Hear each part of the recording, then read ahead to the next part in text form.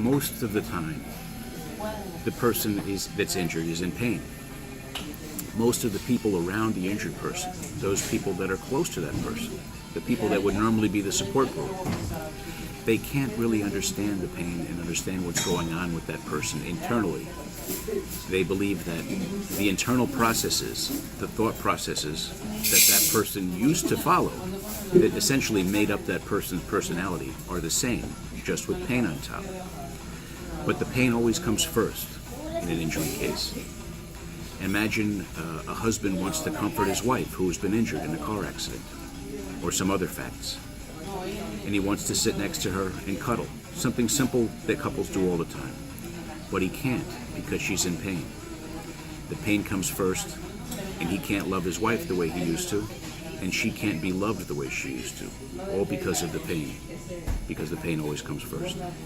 So this is part of where you have to assess a compensation that will return them to an as normal life as they had before. Yes, when people are evaluating a claim, people like jurors, insurance adjusters, judges, arbitrators, the person whose job it is to put a number on the file, a number on the claim, a number on the case, those people have to be educated as to what's really going on with the injured victim. More often than not, they tend to downplay what's going on with the hurt person. And I think that's part of human nature, that the easiest suffering to deal with is someone else's. And we assume that there's exaggeration because we don't want to think about the reality of what the person is going through. We never want to think that this could happen to me.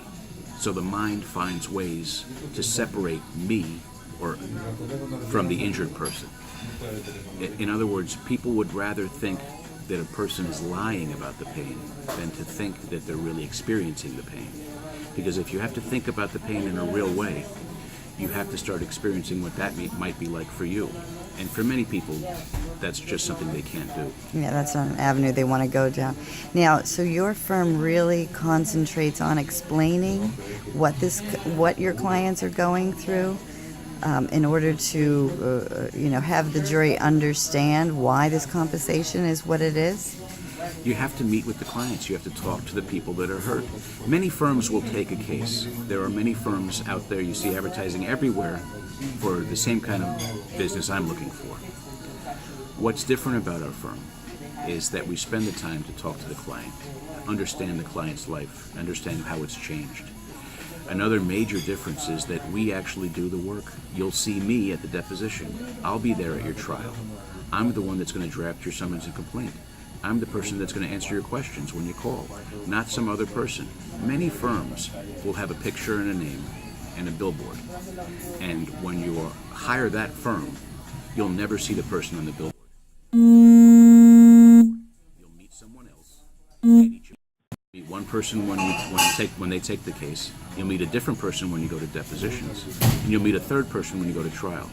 None of those people live with the file like we do in my firm. So none of those people in that other firm will completely understand the case like my firm does. Because of that, they'll never be able to present the injury in the way we do and the loss in the way we do. Yeah. That's why the person should hire us. Okay.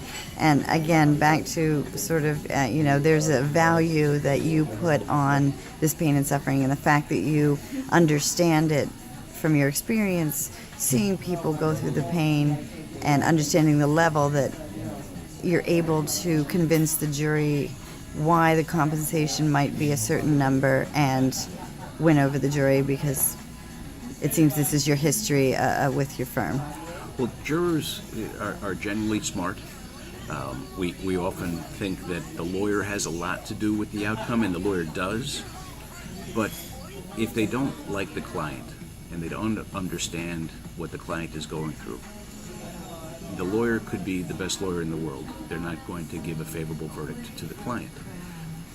The case is about the client. It's not about the lawyer. And until you spend the time with the client to understand what the client's situation is, you can never explain it to anybody else. My firm also invests heavily in the cases. A doctor's testimony for half a day in New York State, this part of the state, can typically cost $10,000. for the doctor just to come in and tell the jury what's wrong with you or what's wrong with the injured person. And we might need more than one doctor. You can see that that expense could be very large for some firms. It's not for ours. The lawyers that don't spend the money will encourage you to settle out fast. And really, any big case could have been settled sooner for less money. If you want a fast settlement, we can get that for you, but it will be much less than full value.